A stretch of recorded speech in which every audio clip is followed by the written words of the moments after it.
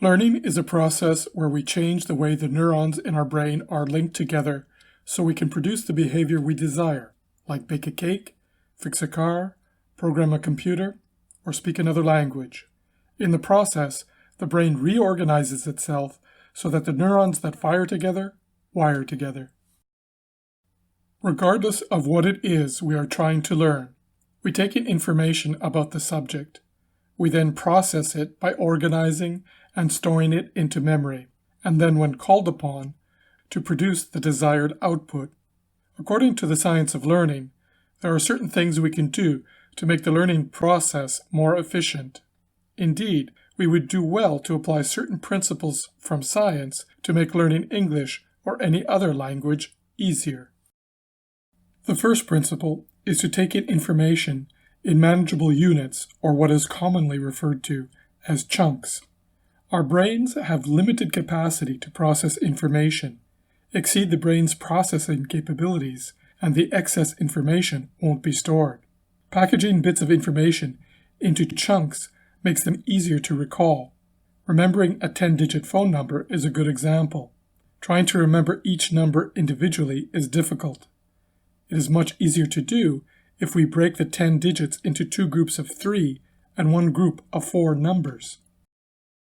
The second learning principle that we should apply is to practice retrieving the information we have learned.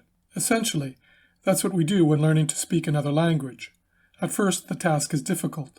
We often have to search for the right words, and we forget in what order they should be spoken. Fortunately, it gets easier with practice.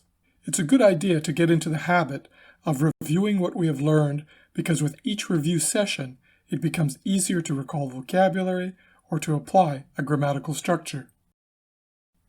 The key to mastering English or any other language is to be able to turn the input that is initially stored in your short-term memory to input that sticks with you in your long-term memory. This takes effort and regular practice. It also helps that you play a role in deciding what vocabulary you are going to commit to memory. As a beginner, you can use an app or a list of common phrases to start you out. But as you progress, you should be selecting the vocabulary that corresponds to your interests and what you would like to be able to say in English. Over time, as you continue to acquire new vocabulary, reviewing what you have learned on a regular basis, and practice speaking, you will rewire your brain so that you develop instant recall. No longer will you have to search for the right thing to say. The words will come to you at the right time without hesitation. Having successfully rewired your brain, you will be able to converse fluently in English, hearing and understanding what is being said and responding with what you want to say at the appropriate moment. If becoming more fluent in English is something that interests you, I suggest that you visit my website at allinforenglish.com.